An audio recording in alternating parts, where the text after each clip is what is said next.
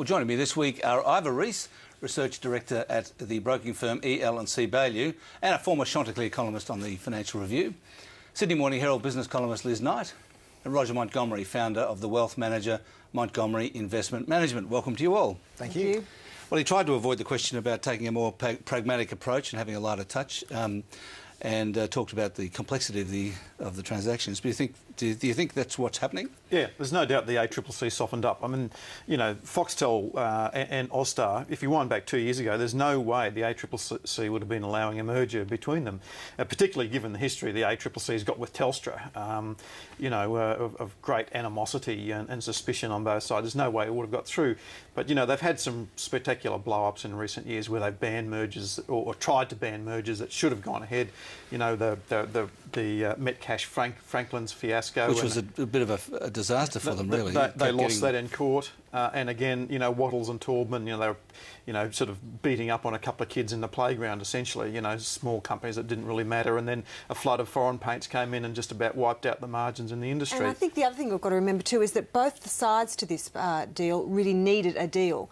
I think Austar definitely needed a deal with Foxtel, and obviously, as Ivor says, you've got to get around the sort of slightly dubious history that the ACCC has had in recent times. They need the deal because of cost cutting, right? They need to the companies just restrain their costs. Really, they're not really growing subscribers, and that's the underlying sort of problem for these pay television operators.